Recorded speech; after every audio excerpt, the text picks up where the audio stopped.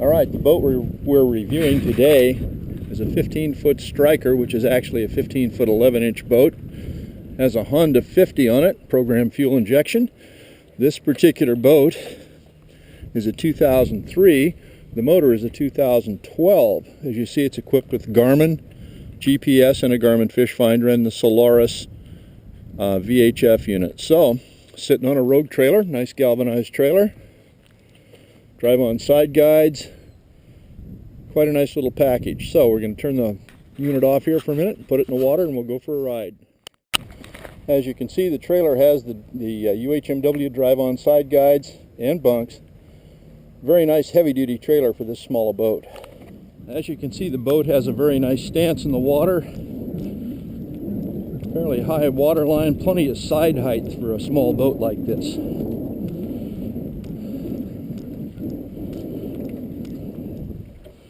So we're going to jump in here and see how the Honda starts and runs. This motor is electronically fuel injected, which is nice. We're going to trim the motor down. Turn the key on.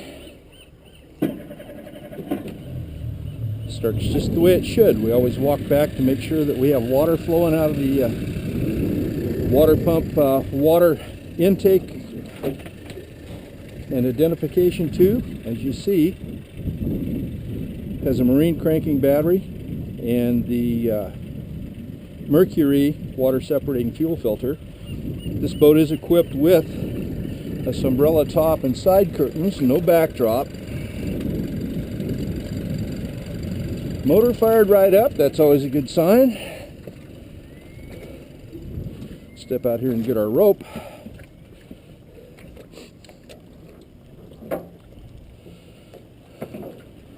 All our consignments, we take them out, do a water test on them, make sure everything functions properly.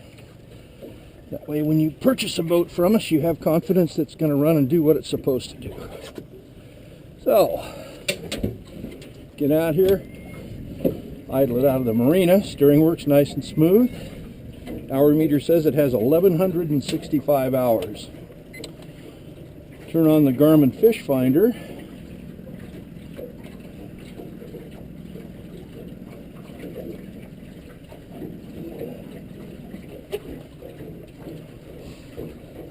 Shows the water is 49 degrees and we're in 10 feet of water.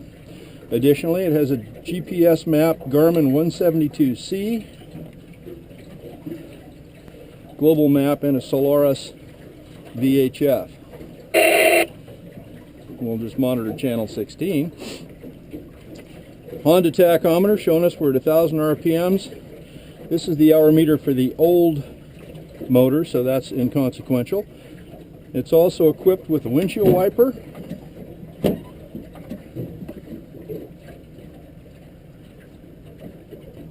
and a bilge pump, and another accessory switch. So if you want to add any accessories, you can do that.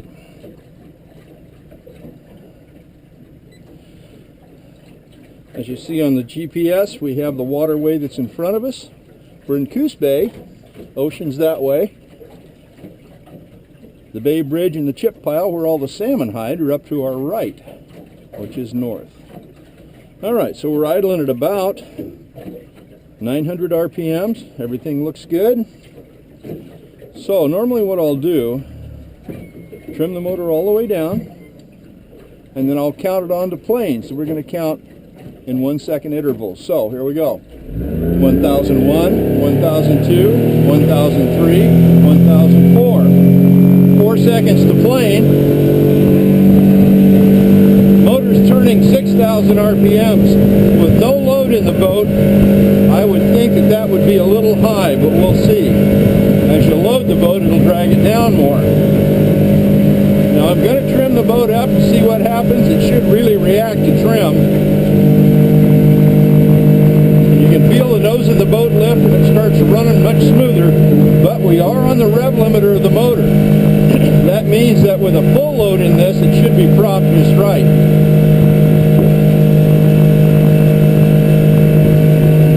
GPS says we're going 28.5 miles an hour.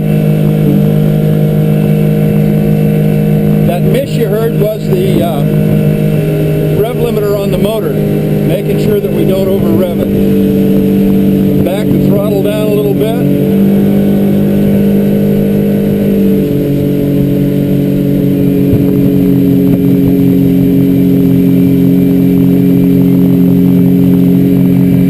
Out crabbing.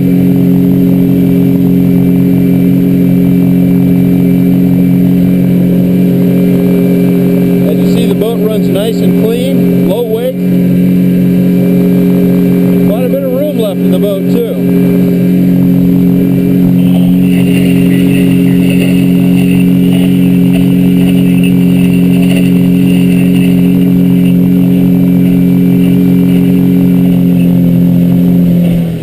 Down to trolling speed.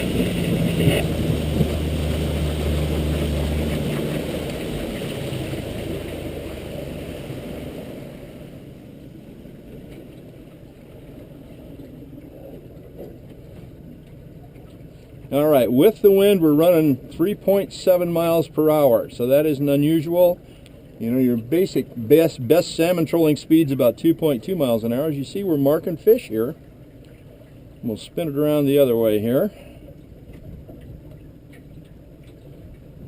Again, we're marking fish up higher in the water column, quite a few fish actually. One of the biologists told us that this is the best herring run in the bay since 1972. There's a fish on the bottom. I don't know if you're familiar with how these work, but that's the signature you'll get for a fish. That's a fish. This is surface clutter and probably bait fish up on top.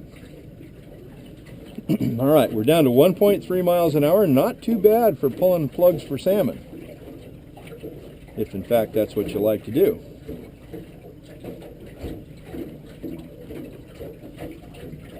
Overall condition of the boat is good. Runnability seems really good.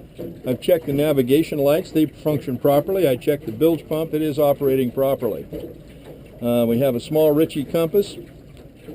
We're headed basically due south back to the ramp.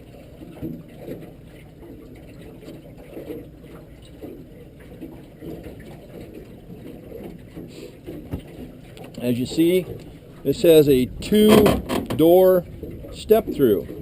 This allows you to pull this up and out of the way if you're going back and forth a lot. It also has a fish box in the nose and a rope storage in the nose. It comes with a Danforth anchor, about 10 feet of chain, and the customer, the owner, tells me it's about 150 feet of line. Looks closer to 100 to me, but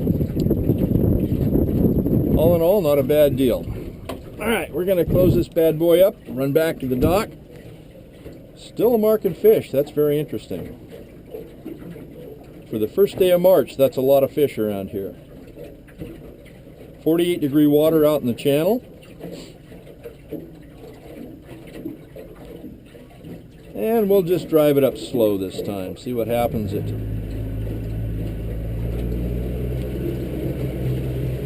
There's 2,800 and 2,600, 2,800,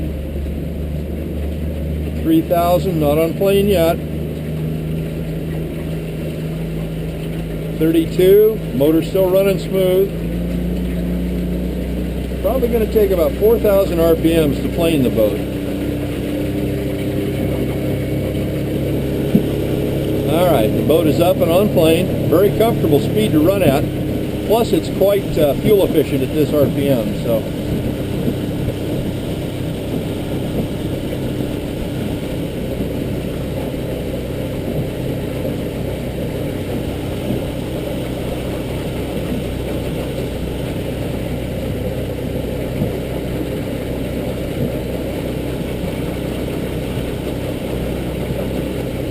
not a bad day out on Coos Bay.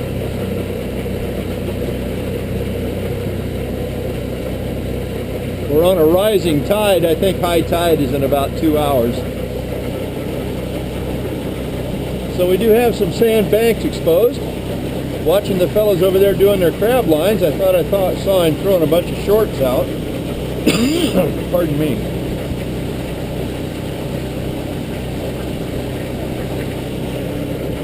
If you haven't experienced Coos Bay, boy, there is something going on here all the time. Salmon, California halibut, bottom fish, crabs, clams, Just a great place to come enjoy. If you look around the boat, it has a nice large jockey box, plenty of storage around the edges for your rods, has rod holders underneath the gunnels. This has a wide enough gunnel on it that it's a quite safe boat to be in. Alright, we're going to run it up a little faster now.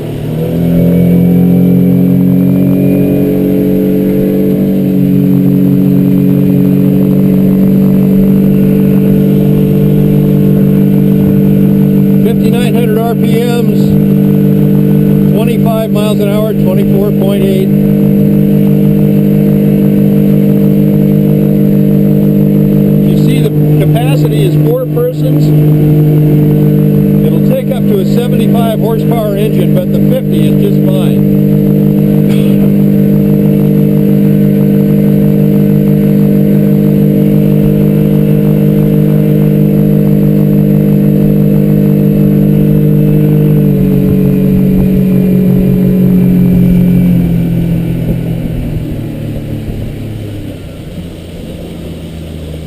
This would make quite a nice family boat, or for a couple that just have finally raised their family and want a nice safe boat to fish in. All right, we're in 18.4 feet of water, 48 degrees.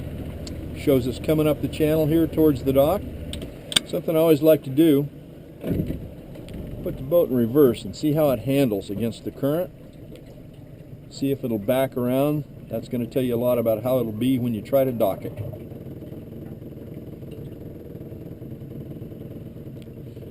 They say Honda motors idle like a Singer sewing machine, and this one's a very nice example of that. Alright, so it's coming around, turning very good. Now I'm going to turn it back the other way and see how it does. Steering is very smooth.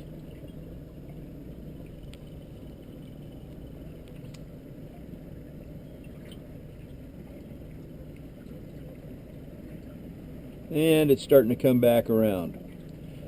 What this tells me is that the motor is at about the right height. If it were too high, it wouldn't want to turn back the other way. Sometimes they'll only turn one way really good in reverse. So as you see, it's coming right back around. Now this can be a real asset when you're docking the boat, to have good control. Good control means confidence. Confidence means you don't nick anything up or cost yourself any money.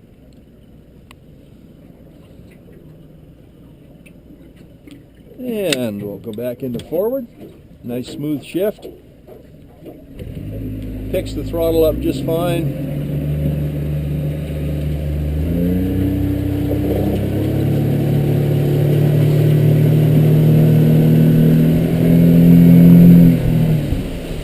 And back to the dock. Some more folks taking advantage of the Coos Bay.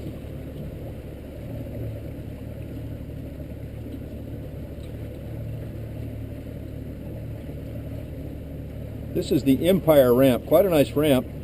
It really gets full during salmon season and crabbing too. Lots of people out crabbing today, taking advantage of some decent weather. It's been kind of rainy around here.